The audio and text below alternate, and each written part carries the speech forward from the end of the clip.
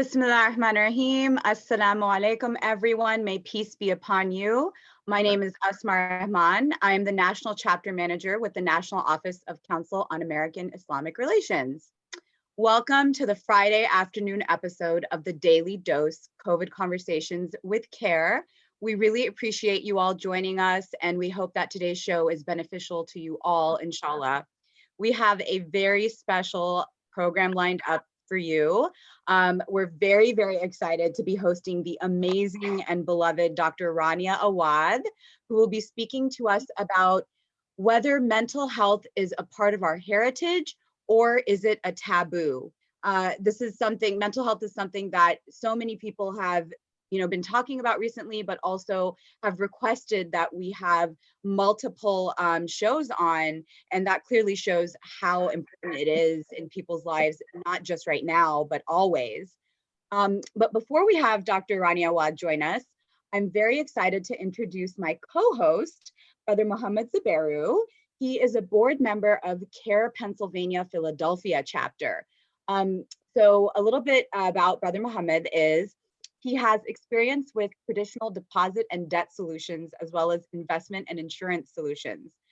He's been employed at some of the most recognized firms in the world, including Citizens Bank, Bank of New York Mellon, ING, and Bank of America. He studied at the International School of Paris, University of Paris X, the University of Phoenix, and Arcadia University. Brother Mohammed was a candidate for the International Baccalaureate and holds an MBA and a Bachelor of Science in Business. Brother Mohammed is passionate about community and educational issues. He has a history of working with community organizations that provide social services as well as dollars to cherished causes. Brother Mohammed regularly serves as mentor to children in schools. He actively engages in activities to show a positive model of citizen involvement. And he is fluent in French and Yoruba and familiar with those cultures. And he brings the value of a unique global perspective to his audience, a perspective that is particularly valuable in our world today, of course. So thank you so much for joining us, Brother Mohammed. How are you doing today? I'm well, thank you. Thank you for having me. Good. So you are sitting in Philadelphia right now, correct? The city of brotherly love. Well, actually, I'm right outside Philadelphia, but yes, we do claim Philadelphia. Get it right. Yeah, it's like you have to get it right. You can't say that you're in a city when you're not actually in a city and you're in a suburb, right? Are you close by? I'm a stone's throw, so I get to claim it. So how are you doing right now with the pandemic? How's your family? How are you all handling everything up there? Alhamdulillah, all is well. Inshallah, we're all coping as best we can. Alhamdulillah, family members are safe. Everyone's staying cloistered as best we can, try to get out for a little bit of exercise here and there. Mm-hmm. But, Allah has truly been merciful in terms of the way that this is all unfolded. Are there a lot of people outside, or are most people, really good about staying indoors and staying quarantined? I think it's really a mix. I think, what I've found is that people tend to get antsy every now and then. So people will go out a little bit, but I think all in all, we have been pretty good in the area. There hasn't been really much protest or anger towards the quarantine. And we've done a pretty good job of, I think, managing the cases locally. So I think we've done well. So tell me more about CAIR Philadelphia. What's happening right now on the ground? I'm sure everyone's working from home. What's it been like for the past 2 months or so? Well, so at CAIR Philadelphia, we have an amazing staff that and a really great group of people. Have really done a really good a transition of going from being in the office on a daily basis to the quarantine situation. The blessing, I think, has really been the ability to engage a greater number of people without having to travel. So we've done a good job of creating more content during this time and a lot more outreach in frankly a lot more efficient ways. I would say that the real challenge of that we face once everything opens back up is, you know, how do we continue to reach as many people as we have been during the quarantine? You know, with the face to face. I think, you know, we've kind of gotten used to, you know, doing a lot of travel to reach people. And now the quarantine has really taught us that we can be we can have a reach without necessarily having to do as much travel. So, but again, we have a really awesome staff. They've done a great job, and you know, we've been able to put on a good number of programs and some programs with regularity, and you know, really pleased with the job that they're doing. I will say, I mean, like you said, I know the staff very well, and they are some of the most creative people I've ever met. So your executive director, Jacob, you know, he has put on, I would say, like, definitely one of, if not the top, but one of the top most impressive banquets of all time. I mean, I grew up around banquets and I know banquets really well. You know, I went to the banquet last year, and then we actually had him do a webinar about it.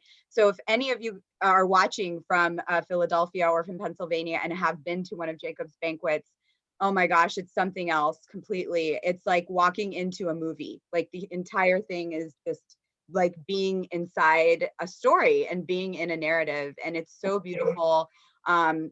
I know that he used to be, I think, a movie producer, right? So he brought some with him. Yeah, it's actually interesting that you mentioned that. Our ED, Jacob Bender, actually is a filmmaker. Mm-hmm. And I don't know if you've seen his film, but there's a film that he made called Out of Cordova, which I highly recommend that everyone should watch.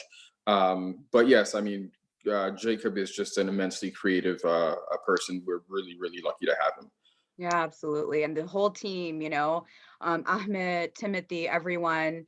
And, you know, unfortunately, I know that you all had to cancel your banquet this year, right? Because of the pandemic. So anyone watching in Pennsylvania, if you can, you know, support CAIR Pennsylvania, Philadelphia chapter, and Pittsburgh, of course, please do. You know, I'm sure that, you know, the banquet will be up and running hopefully soon. We don't know when, but it will be well worth it to attend that and to support them as well.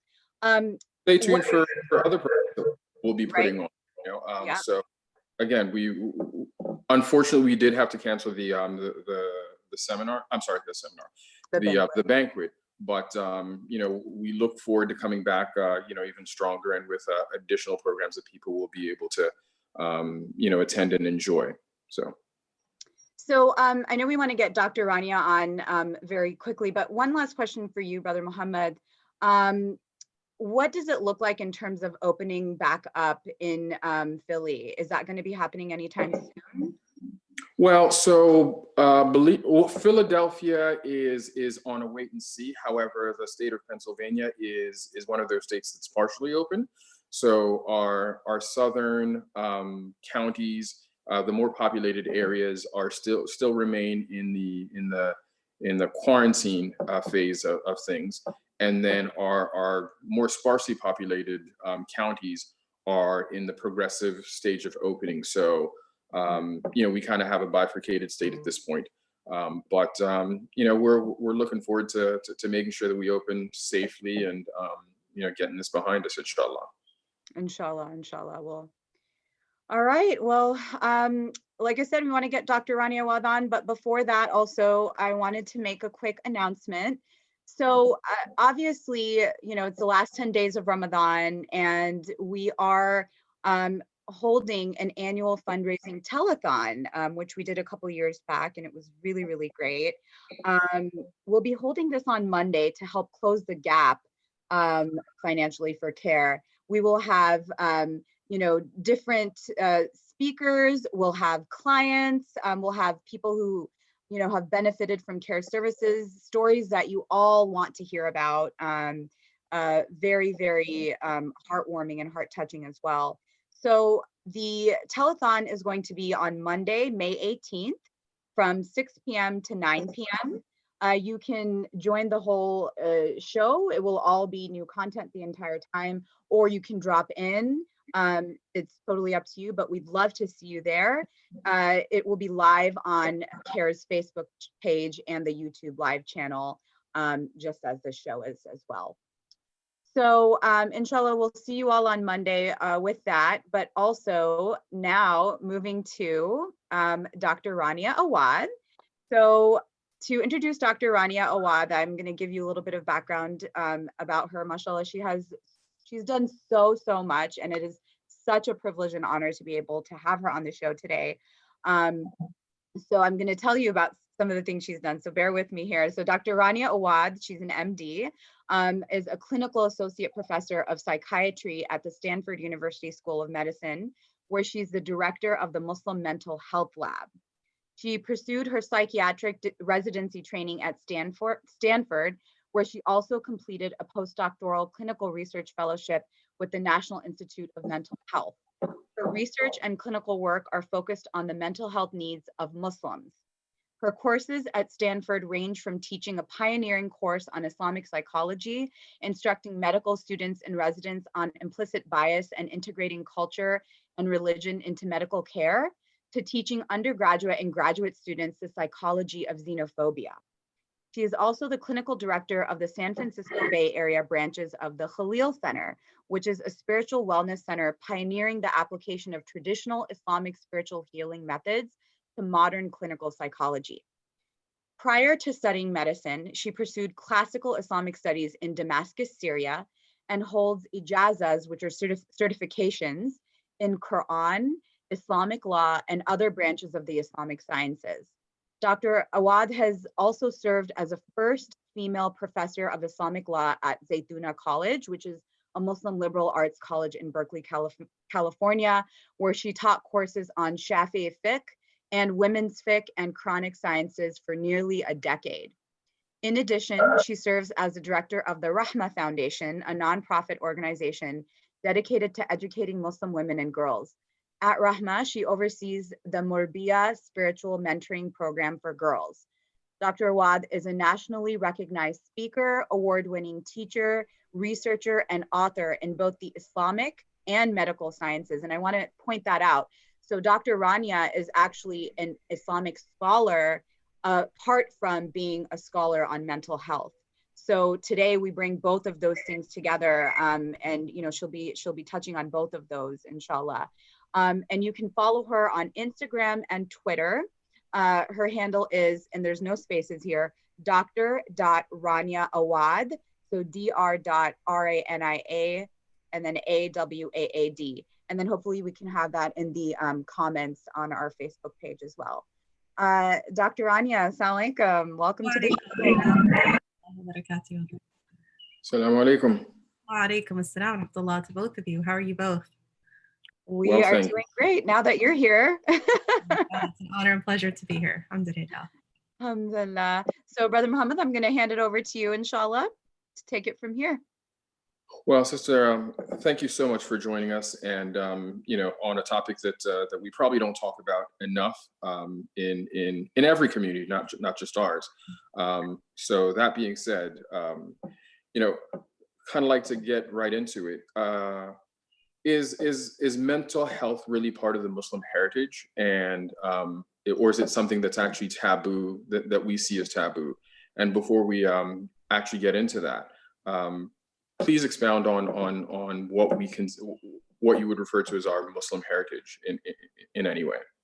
Okay, yeah, I think I'll start there, inshallah. Bismillah ar-Rahman ar-Rahim, wa sallallahu ala Sayyidina Muhammad wa ala alihi wa sahbihi wa sallam ajma'in. I really love this question because I think it comes really to the core of the discussion on mental health today. May is Mental Health Awareness Month, so this is a very timely discussion, alhamdulillah. And with the Muslim community, it's been really interesting actually to sort out, these very questions, like what is Islamic heritage actually, Muslim heritage, and then the question on taboo, which we'll get to in a minute. But in terms of Muslim heritage, when we look at all of the accomplishments as Muslims, we typically are very proud of our heritage, right? We hear about the golden age, we hear about, the advances of science and medicine and humanities. And interestingly enough, I think that was probably one of the main things that prompted me to look further into the discussion on, does mental health fit into that heritage bucket or not? Because, you know, we're so proud of all the other advances, but were there really advances on mental health as well? And the short answer to a very long discussion is, not only were there advances, but we actually should actually claim that being the forefathers of this field, honestly, the field that we today would call psychology or psychiatry. And if people find that very alarming or kind of strange, it's because we've been so focused on a very Eurocentric model of mental health. We think mental health and, you know, psychology, we immediately go to Freud, you know, and it's not just us as a Muslim community. I would say in general, that's the case broadly. And a lot of the research that I've done in the Muslim Mental Health Lab is specifically to look at this topic of our Islamic heritage related to mental health. And all the research that we've been able to publish and are currently in process of working on, but it's been phenomenal. Really, I mean, so eye-opening. I'll give you some brief examples. Earlier last week, I teach a course at Stanford, the quarter on Islamic psychology. And in and of itself, that's kind of the coolest thing. You know, an institution like Stanford actually has a course called Islamic psychology, and was to bring that forward, or, you know, any institution in the US. I mean, it's kind of a very novel thing. And the students last week were assigned a midterm where they had to actually look at Islamic hospital systems from the Muslim past, and specifically ones that had mental health care in them. And if you're thinking, what on earth, seriously? Yes, seriously. I mean, we're talking about early advent of Islam. So the beginnings, right? So from the time you get to about 7th century and all the way through until Ottoman Empire times, you have these institutions that are built that are not only Islamic hospital systems, but they have mental health wards or actually standalone mental health psychiatric institutions in early Islam. And most people are like, what? Well, you don't have institutions built like that unless you have people in the background doing the studying, researching, coming up with actual treatments, diagnoses, techniques, right? So these things don't emerge out of nowhere. Do you see what I'm saying? Yeah. So when people ask, is this part of our heritage? Not only is it part of our heritage, but we were literally the forefathers, because it is the very first psychiatric institutions we find in the history of man happened after the advent of Islam. Wow. And that's not coincidental. There is something very much unique about Islam that sparked the beginnings of that work, because at the same time frame, if you look at Europe right across the way, those were the Dark Ages. People are being burned at the stake as witches for mental health, or are being sent, at best case scenario, being sent into monasteries to work with, you know, nuns and monks and such, considering that it's purely only a spiritual problem. But the Muslims, you know, scholars of the time understood the very holistic understanding that there is something that's physical, biological, in addition to the spiritual. And their treatment team, when you look at the treatments that happen in these hospitals that I'm referring to and these institutions, they were holistic treatments where you had the doctor, yes, the nurse, sure, but you also had the religious leader who was giving spiritual advice. And then in addition, you had the social worker. I think that actually is very fascinating. The person that's like the social worker who takes care of the person when they're in, food and clothing and shelter. But when they leave, they also would give them money. In one hospital we looked at, it was 5 gold dinars, 2 to be able to buy food and clothing once they left the hospital, and 3 to set up their own business to integrate back into society. Wow. So we were incredibly advanced in our treatment and our thinking about mental health. And so we'll talk more about how, you know, what happened, why are we here today, when we had all these advances. But it's really important to highlight the heritage that we once had. So a question that does come to my mind is, when you talk about Islamic healthcare system, can you talk about, or is there anything that what we currently recognize as the mental care system has taken from some of those systems? That's a great question. I mean, what I definitely know, and I think this is exactly where the research needs to go next. How do we connect the dots between what was once there and what is current? And we have certain proofs that are very much solid. Like, for example, the canon of medicine and Qanun of Ibn Sina was used in European medical schools up until, you know, essentially modern times. So that shift into the what became our Islamic Renaissance that then prompted the European Renaissance, right? And from there, you look at the actual translation of the books we had and the resources we had that continued being taught in their systems. Clearly, there was an influence and a connection, right? I have a personal interest in a specific person named Abu Zayd al-Balkhi, who is from the 9th century. And some papers that I've published on him specifically are on the topic of what, to me, as a modern day trained psychiatrist, looked a lot like OCD, obsessive compulsive disorder, and a lot like phobias. And honestly, when you read the Arabic, it's, his book is Masalih Abdan wal Anfus, which is basically now translated as the sustenance of body and soul. And when you look at the book, it's these tiny little chapters, one after another, on any psychiatrist or mental health provider today would look at it and say, that looks like depression, and that looks like phobia, that looks like OCD, but we're talking 9th century, I mean, pre-modern times. So what I did is I was really curious about this, and I took the DSM, which is what psychiatrists today will diagnose from. All of us use this manual of psychiatry to then diagnose. So you have to meet the criteria for a patient to have a diagnosis. And took those criteria for OCD, or what Balkhi called wasawis al-sadr. So as Muslims, we know that word waswasa, but it's not just the typical waswasa that every person experiences. We're talking about more extreme waswasa. And then took his criteria and compared them point by point by point. And he got every single criteria in the 9th century. Wow. And that was so, and there's a whole backstory of, at Stanford, Stanford is known to have one of the first 5 OCD clinics in the country. It's like one of the, spearheads of the topic of OCD. And we had at Stanford kind of the main person who is like the main forefather, if you will, of modern study of OCD. And he had an office right down the hall from me. And so I one day, after reviewing all these manuscripts from the Islamic Golden Age, went to his office, knocked on the door and said, I found this manuscript. I think there's some really early discussions of OCD here. And he, his first response was like, no. How could that be? So he literally had never heard of this before. I'm a history buff. He started pulling out papers from his, it's a great story. He started pulling out papers from his, desk and say, here's my paper on the Romans, and here's on the Greeks, and here's on the, and he's like, the big wig of OCD, right? So, and then I said to him, but can you read Arabic? And he was like, no. and then it was a challenge, right? So he said, why don't you translate the chapter and tell me what you find? So I did. And when I came back and showed him that criteria and showed him how, he went from like complete like disbelief to literally jumping up and down in my office, just so excited. You must publish this. You must publish this. Wow. So it's been neat. It's been neat. And so you did publish. We did publish it. Okay. It's actually, we have a paper in the Journal of Affective Disorders, Journal of Anxiety Disorders, and I specifically put them in mainstream medical journals. Because in academia, you have to be able to cite whatever came before you, right?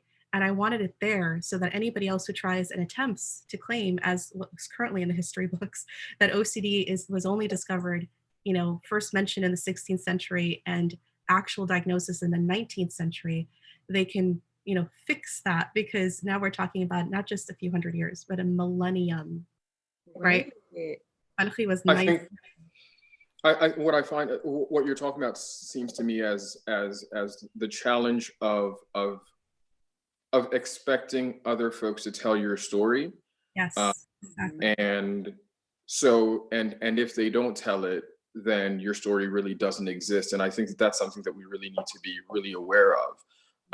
That just because your story isn't told doesn't mean that it doesn't exist. And as Muslims, I think that that's something that we really need to be conscious of. Yeah. So thank you for that. Yeah, the retelling of our own narrative. Absolutely.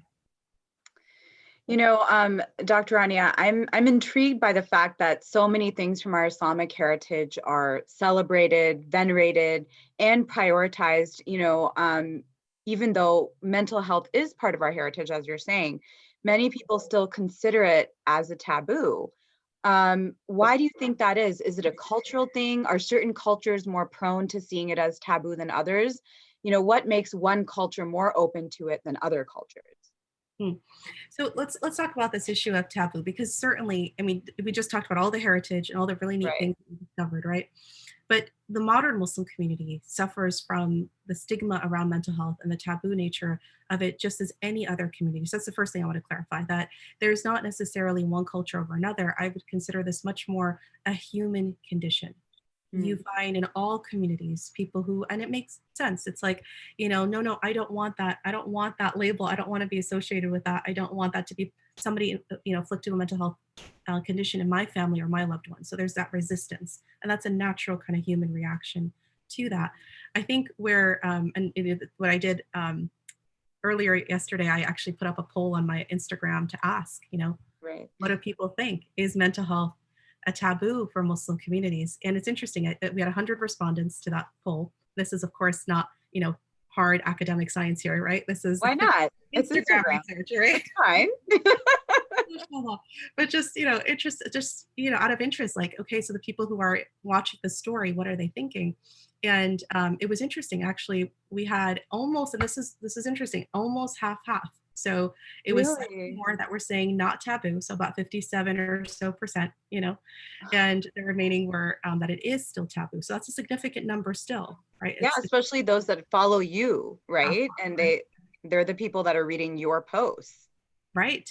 And I think, and that's true. I mean, this is what I find even anecdotally in the Muslim community working, whether it's the work we do with the Khalil Center or the Stanford Muslim Mental Health Lab, that space that is Muslim mental health, I would say that that's an accurate assessment. Out of every two people, one is going to say, no, not part of our story here, and the other who will actually be kind of open to that. And I do think more than a cultural difference, I think there's a generational difference. Right. I do think that the younger generations and those who are kind of growing up with this concept, because, think about the last 5, even 10 years here in the US, as Americans, like, we have been much more open to the discussion of mental health than ever before, much more accepting of it. You have celebrities talking about it. You have people who are willing to kind of come out and say, hey, I've suffered from fill in the blank, depression, anxiety, etc., OCD, whether they be like stand-up comedians or actors or whoever, athletes that people look up to. And it's become more normalized, but certainly in a younger population. So we're seeing that here in our community too, actually. Same concept. Wow. So not only are you saying that it shouldn't be taboo, but Muslims should actually be at the forefront of engaging in this sort of healthcare and self-care, I would say, as well. Absolutely. I mean, here's from my research, this is kind of what I've come to. I really feel that when we look at that, why is it that these hospitals and Islamic hospital systems, and especially the creation of the mental health hospital and unit and treatment has been so key in Muslim societies, and it's sprung up all throughout Muslim lands. This is why culture, I think, is also not as relevant, because you find it in all the countries in which Islam spread, right? It spread, the Darish or the Bimaristan system spreads everywhere, right? And they're robust institutions and they're beautiful. And when I mean beautiful, I really mean it. Like, as in, we are known as Muslims for humanistic medicine. And I'm talking about, like, fountains and greenery and, the milieu, which is like not just the exact treatment, but also just the vibe. And so we created the first, probably from what we can tell, talk therapists in the world, right? Music therapy. That was all work that Muslims did, right? Really? And then it was adopted later. Yes, really. And that's why I think this is why research and revival of heritage is so important, because people are like, what are you talking about? But it's there. Can you talk about that a little bit more? Yeah, sure. So I think for me, look, I think, I don't know if I've shared this with you before, but I didn't intend to go into this field at all, subhanAllah. I had studied Sharia, was planning on doing that mostly. And for medicine, when I started to get interested in it, I thought I was going to become an OB, which is a beautiful and honorable field, of course, women's health. But Allah has a better plan, Yeah. And I think it was my early studies of, like, the classical traditional books of Islam that allowed me to be able to access the classical heritage, because I mean, it's all very, very old material, right? And you have to be able to know and read that kind of writing. And alhamdulillah, we have a whole team of people working on this, but in the beginning it was just me and then one other person, Dr. Sada Ali, and the two of us were going through manuscripts and just trying to sort this whole thing out, because we were in disbelief too. We couldn't believe what we were seeing. Like, you come across what looks like music therapy, and I don't mean like what you hear on the radio, which probably is more detrimental to our mental health than anything else. Uh, I'm talking about the intonations. I'm talking about like when someone is down, playing tunes, right? Kind of like intonations that will bring a person up. And when they're very, hyper up, they're able to bring them down. This is a science that was developed and actually very rigorously developed over Islamic history and perfected during Ottoman times. And if you look at those institutions, even when patients were sitting in their rooms, they could hear what was playing in the courtyard and so on and so forth. We have some papers coming out on this, and I think it'll be really neat because Muslims, non-Muslims alike, I think there's a real appreciation for how advanced we were in integrating mental health into the discussion and into our societies. These institutions were not out on the outskirts somewhere, out of sight, out of mind, like our current. If you think about where our psychiatric facilities here in the US now, they're usually far out somewhere far away. These institutions were right in the center of town. And in a traditional society, you can't get from point A to point B unless you cross the center of town. And that was purposeful. That was because of the Islamic injunction to visit the sick and the ill. So you had to, right? Wow. And you look at the Islamic, and then you ask, well, who funds this? And I think that's probably the most telling of everything, right? Who's funding the story? And it turns out that anybody that had any amount of mental turbulence could get treated at these hospitals, Muslim or non-Muslim, completely covered by the Islamic government system. So Bayt al-Mal, basically these were awqaf, these were funded fully, and zakat money was paid into the system and then funded fully this entire operation. So like the first universal healthcare. Exactly. Exactly. I was telling some students the other day, the Stanford students, I was telling them, everybody's lamenting, Bernie dropped out and how are we going to have the universal health care? And I said, that is something that's part of our heritage from so far back, right? That not only should we be the people kind of like talking about this and bringing it back, but humanistic medicine, fully supporting it through the funds, right? People should have full access to the healthcare. These are all principles that are part of our heritage. But we need to know them first. Like we need to dust off, our own history, get to know our own heritage better so that we can not only, promote it, but we need to know it first and foremost. Yeah. Right. Yeah. SubhanAllah, you are such a pioneer, clearly, in all of this work, mashallah. Can you tell us a little bit about your research at the Stanford Muslim Mental Health Lab? You say that Muslims should not have these stigmas at all, which you sort of went over a little bit. Why is that? And, we'd love to hear more about the work. Sure. The Stanford Muslim Mental Health Lab has been a wonderful, addition, inshallah, to the Muslim mental health community, which is really growing at this time. What I wanted to do with it is really develop a platform. So when I was at Stanford in training, I couldn't find anybody that was, able to be my own mentors in the research I was doing and studies I was doing. And Stanford was so unsure what to do with me. They were like, we don't know what to do with you. They sent me off to Duke for a little while to study with Dr. Harold Koenig, who's a wonderful, lovely pioneer in Christian psychology. And they were like, okay, well, maybe that's the closest thing you can get to. And it was wonderful. And I think what's important here is I really wanted to have a platform from which Muslims who wanted to go into this field needed a platform from which to do their research and actually then develop clinical practice could do so, because we just didn't have that developed. So that's the point of the lab. It's an academic platform. And in terms of the research that's in it, there are several lines of research, everything from, developing psychometric skills that are specific to the Muslim population. Because, if you try to ask, anything, whether it's on depression or anxiety, or if you try to figure out how are Muslims interacting, the skills that we have are all for non-Muslims. And so when you try to ask, about religiosity or Muslim identity or any of these things, it doesn't fit. So we've been developing, research that's custom tailored to Muslims.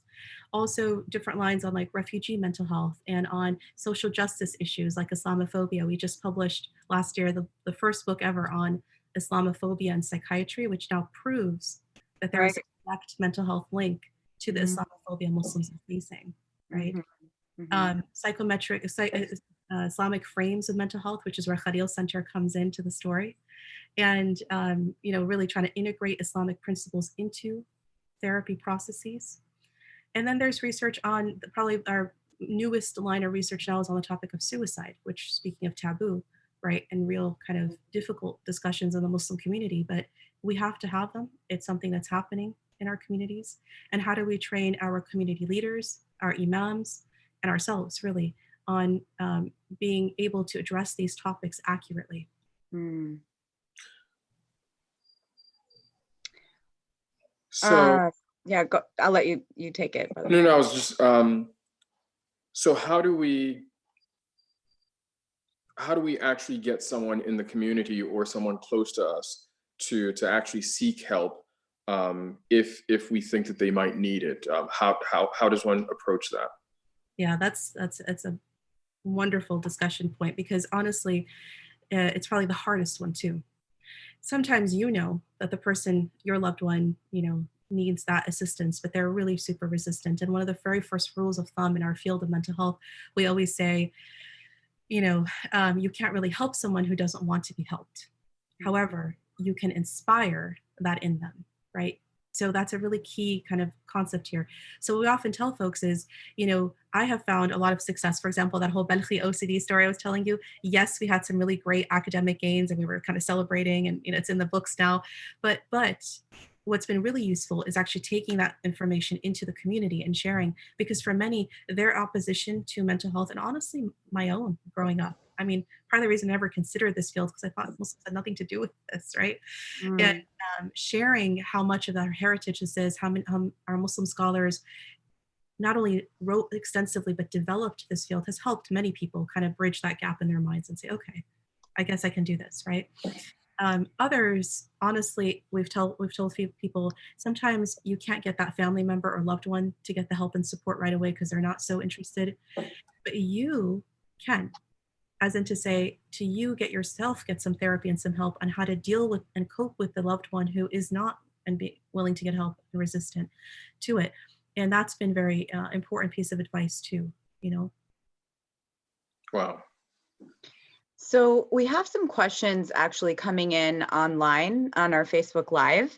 One question is, why do you think there was a loss of this great heritage in Muslim countries? Yep, that's the million-dollar question, isn't it? Well, this is, I think, where, again, I was saying the gap where we have to figure out the research of what exactly happened. There's still a lot of connecting dots that needs to take place, because what's evident and what's been developed, because these institutions, many of them are still standing, right? Like they're actually still there in our Muslim countries. And also the books and work is there, and it's being translated, and it's obvious that all of this has happened. So then you say, well, how do you bridge this, right? So a couple of thoughts. I think that there was certainly the weakening of the Muslim empire that happened, historically speaking, with the fall of the Ottoman Empire and colonialism that came in, and bringing in colonialist mentalities into our countries and into our institutions that were drastically different than what we had, and adopting that and almost giving it priority over what we actually had. And we see this not just in the healthcare system, but you see this in educational institutions, right, where classical Arabic and it's the study of Islam was there. And then as colonial powers came in, Arabic was taken out, foreign languages were only taught, et cetera, et cetera. So we unfortunately lost a lot of that in that colonial and even now our post-colonial mentality. Wow, that's really, really intriguing. There's so much to unpack there. I feel like we could have you on the show for 5 days straight, and we would way more than that probably. I want to. What was that? I said, I think you're booking her for another show. Yeah, right now. Can you open your calendar, Dr. Rania? Inshallah, it's my pleasure. So I'm actually going to switch gears just a little bit. Well, not really.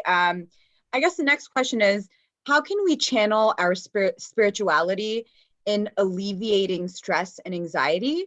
And then along the same lines, can you give us some examples from our religion that encourages taking care of our mental health?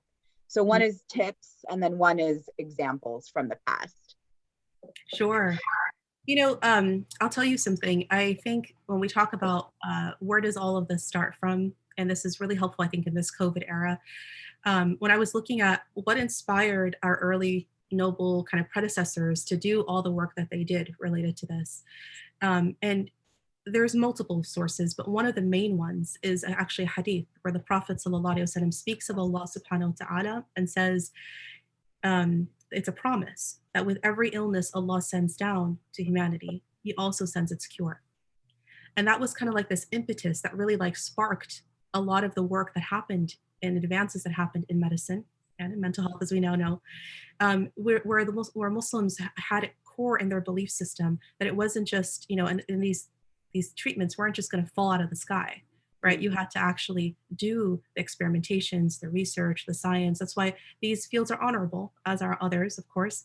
And in this COVID era where we don't have a cure, a vaccine, a treatment just yet, as Muslims, taking from this hadith, just like earlier Muslims, of knowing deeply in your heart that it's going to come, right? Inshallah. Like God isn't just going to sort of just leave us with this virus and this illness here, this pandemic we're facing without actual help. And also an impetus and an encouragement to all those who actually are on the front lines and those who are doing the research in the background to get it, to actually get that done. And their work is important and honorable, right? So all of this ties into our tradition. And from there, looking at what did our scholars say? So you said, like, what are the actual tips or what are things that they've been talking about? So I'll draw from, Al-Balkhi, since I've already mentioned him, from the 9th century, and this book that he had. And one of them, he talks about, one of the chapters, he talks about fear, anxieties, and it's really powerful actually, because he says there that, this is the beautiful thing where I said that's a very holistic treatment. They're talking about talk therapy, they're talking about medications, and they're also talking about religious advice altogether. Like this is exactly what the modern mental health system needs to look like for Muslims. Alhamdulillah, what we're accomplishing at the Khalil Center, very happy that there's an actual clinical effort mirroring that right now, alhamdulillah.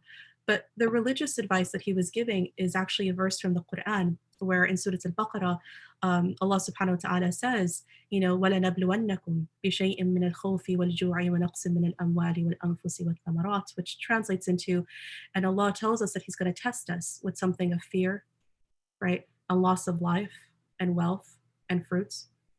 And that's exactly what's happening in this COVID pandemic. Like we're experiencing all of the above.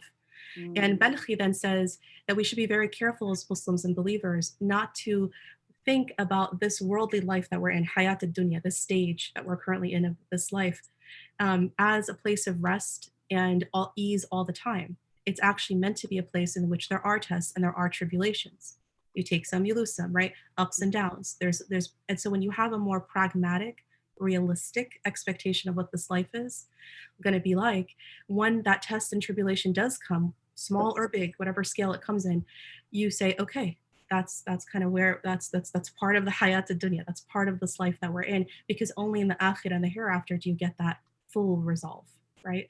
And I think that's really beautiful. These are one of the many tips that he gives, for example. And I'll give one more since I was asked for a couple of examples. Ibn Qayyim al-Jawzi, in his book, he talks about this concept of fear. So again, anxiety, right? And hope. And the trending thing, if you look at psychologists now that are all over, kind of, which I really appreciate the efforts, but there's a lot of a trending hashtag that says, fear or hope over fear. Hashtag fear, hope over fear. And it sounds great, except that in Islamic, you see, as Muslims, we need to take whatever great things are happening within the field of psychology today and not throw the baby out with the bathwater, okay, wholesale, but also not take everything wholesale either, because some things don't jive well with our Islamic understanding. So you have to really look at it from a Muslim lens of what works and what doesn't. So Ibn Qayyim has a different hashtag, if you will. His is, to be between hope and fear. بين الرجاء والخوف. And that's a really important concept because, he actually says, it gives this beautiful analogy to a bird. A bird has two wings to fly, and the wings, he uses them as one is hope and one is fear. You lose one of the wings, you crash and fall. You have too much of one, it's vain hope. Like all the people, unfortunately, our Muslim community too, that were like, don't worry about this virus, it'll be fine, no big deal. And they're just going about their business, not taking the precautions. Right.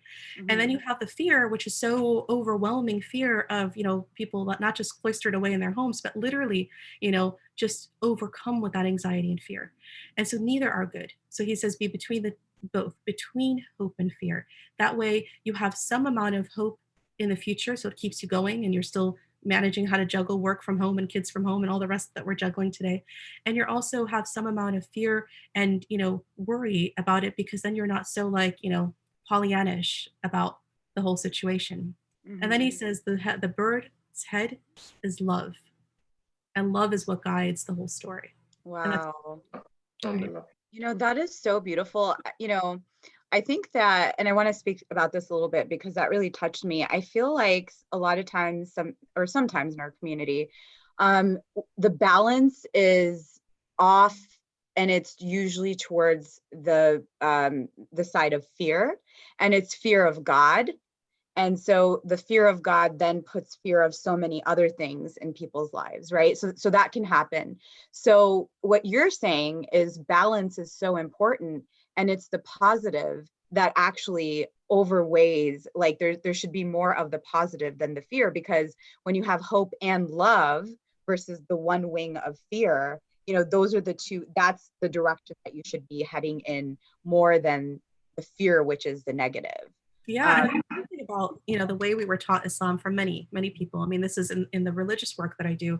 I think this is where I always ask people, like, what is your concept of God? I mean, that's a really important kind of question, and we won't be able to hear today, but for so many people, it's he's very distant, and it's a lot of fear. It's a fear of punishment. I pray because I don't want to go to hell. I fast because I don't want to get in trouble. It's very transactional.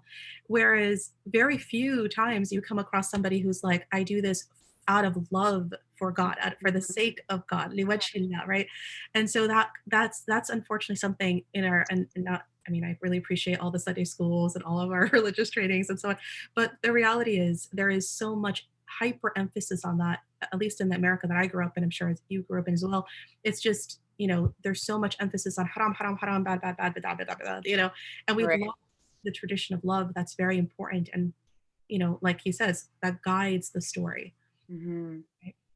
Yeah, I mean, we've always been taught that our way is the balanced way, but oftentimes we do tend to veer towards one more than the other.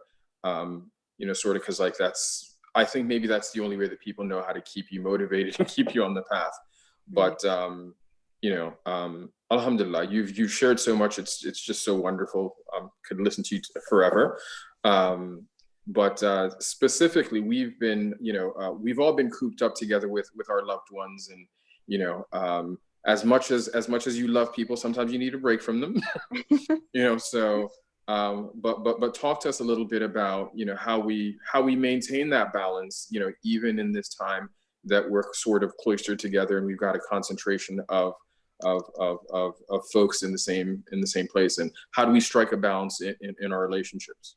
I think that's really so important a discussion right now. And I'll say, I think the most helpful thing, and maybe it's the silver lining of all of this, is that Ramadan came in the middle of this quarantine, right? And because it's a month of introspection and turning inward and really connecting with God on a spiritual level, hopefully it is easier to do what I'm going to say next than in other times of the year, right? Because these people are. We're going to brace ourselves. Our loved ones, and I'm talking, and I really want to make one clear distinction though, before I jump into that. I don't want anybody to walk away from this and saying, well, what if I have a very toxic and difficult relationship? What you're saying doesn't make sense, right? So I want to say that what I'm talking about is really what we call normal typical relationships, as in to say, think of the bell curve, right? Everything under the bell curve is what we call standard deviations of normal. Not to get into too much researchy terms here, sorry guys, right? The extremes of the bell curve, right, are basically outside of the normal. And I'm not talking about the extremes right now. So I'm not focusing at this moment on abusive relationships, toxic relationships, domestic violence, which is on the rise in quarantine, right? All these very difficult things that are happening because those need more acute help. Okay.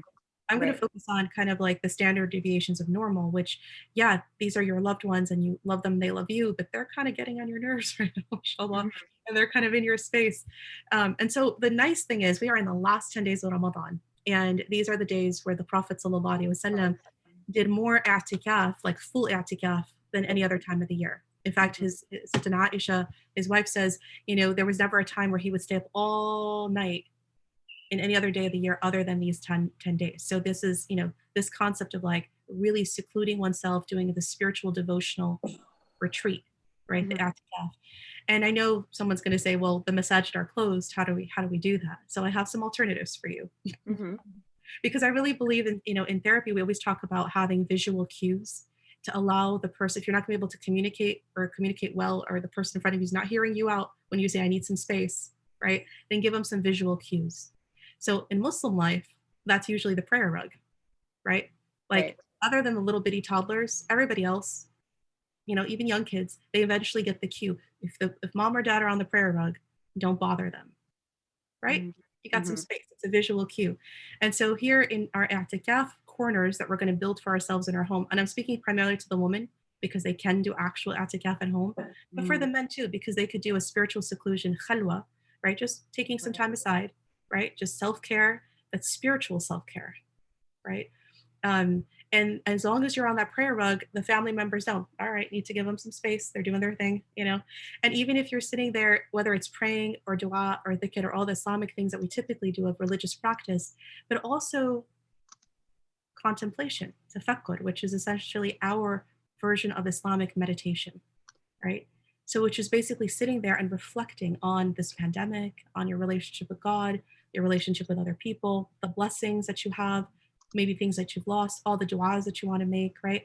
I feel like as modern Muslims, we have such a busy lifestyle that we don't take that time. We might exercise when the gyms are open. We might actually try like healthy diet and eating, which is good sleep practices and all of that, but we don't try as hard on the spiritual end. And I think that really helps. So I'm going to recommend that as the most as possible because we're in that time of the year, mashallah, but it also gives you some space and reprieve from those around you.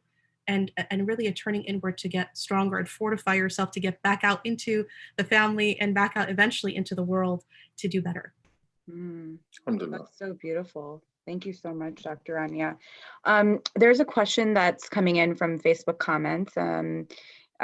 It's, if we deal with mental health issues and constant struggles, and we start to lose faith and struggle now religiously, how can that be dealt with? Sometimes it just becomes overwhelming. Yes, I hear you clearly. It does become overwhelming at times. I'm going to share with you real quickly the model that we have at the Khalil Center, because I think it actually helps address this specific question that's being asked, which is basically a struggle between mental health, like maybe there's a bona fide depression or anxiety or so on, and a religious struggle, like the questioner is asking. And at the Khalil Center, we have a very specific model, which is basically you can get regular standard therapy at the Khalil Center, but you can also request Islamically integrated psychotherapy, which is important because then what you're doing is you're getting all the very, the CB cognitive behavioral therapies and the various therapies that you may hear of standard wise. But in addition, you're getting integrated into Islamic spiritual practices. So whether this tafakkur practice I was referring to, things that you might have at standard therapist office of like keeping a mood log and keeping a journal and so on, but we're integrating Islam into the process. So we're addressing that spiritual and religious struggle the questioner is asking about at the same time. And we are built on a whole system of essentially also religious consultation. So often with Muslims, we find people asking, religious-based questions that therapists should not cross that lane over because they're not trained in it, right? But we have our team of religious consultants that do actually help answer those questions. And therefore you have a very holistic therapy process. So yeah, definitely check out the khalilcenter.com now that everything is on web therapy. It's much more accessible than ever before. And our offices are spread all throughout the US and Canada. And there's a lot of great resources both on our YouTube channel for COVID-19 specifically. All the questions we addressed here today. How do I deal with the family members? How do I deal with the overwhelming nature? But also, there's a crisis line and a support line that's there open quite often that folks can access to in moments of real distress. What's your YouTube channel name so that we can put it in the Facebook comments? Yeah, it's the Khalil Center. It's called Khalil Center YouTube. It's just called Khalil Center, and the channel is called COVID Playlist. Oh, okay. All right, Inshallah, if we could add that into our Facebook comments, please. Alhamdulillah. Thank you so much. This has really been a wonderful, informative session, and again, just things that we don't talk about enough. but sort of what I've taken from all of what you shared with us today is really the idea that the integration of our lives into in spirituality, healthcare, all of it is all one and the same, and the balance that's required and that we should seek. And to me, it's always felt like Islam has always been, the same universal themes sort of that revolve and that are ever present around Allah subhanahu wa ta'ala. And so, that's kind of what I've gotten from you today, which is the beauty of our deen, the beauty of our heritage, and that we shouldn't shy away from that, learn more about it, tell our own stories. And I'm really thankful to have, to have been on here with you today. So thank you so much. MashaAllah, the pleasure honestly is all mine. And thank you for the opportunity to talk about this work that often, as you mentioned, isn't always, talked about, but I really feel that as Muslims, we should be very, very proud of and then carry forward and be at the forefront of, inshallah. So for our last question, Dr. Rania, if you could write something, just one thing on a billboard, what would it be? What would you want the world to know? In this COVID era or in general? It could be either. Okay, all right. Well, maybe it's the same. I mean, maybe it would be the same message regardless, inshallah. If I would write this, basically these, couple of lines where I would say, if Allah subhanahu wa ta'ala brought you to it, he's going to bring you through it, right? And even though life is tough, he built us tougher. And inshallah, he's going to guide us through this, inshallah. That's beautiful. It really sums up a lot of the work that you do, mashallah. So thank you so much, Dr. Rania. It was just such an incredible pleasure. And just like Mohammed has said, and I've said before, we could go on and on and on, but we are way over time. So inshallah, we're going to have you back on and we'll be hearing more from Dr. Rania in the future. Inshallah. Barakallahu feekum. Take Thank care. you so much. May Allah keep you. Early Eid Mubarak. Oh, she's gone. That was amazing. I Totally know amazing. she always blows my mind. Every time she talks, there's something she says that is like, what? The fact that she found this, all the work that she did with her colleague and found the manuscript, and she's such a pioneer, mashallah. There's just so much to be said about her. But Brother Mohammed, thank you to you as well. You are such a fantastic co-host. Oh, thank you. Yeah. It's easy when you've got wonderful people that you're talking to. So it's absolutely. Thank you, Asma. Thank you, Dr. Rania, and everybody, please support CAIR. Obviously, great work, and Ramadan Mubarak, and let's make the best of this wonderful, wonderful, wonderful month. I mean, inshallah. Please give our love and salams to the CAIR Philadelphia staff as well. We'll do. Shout out to Jacob, to Ahmed, Timothy, and and Lena, who's behind the scenes, but certainly make sure that the team is working efficiently. So they're an awesome bunch, and the EC as well. And special shouts out to Osama.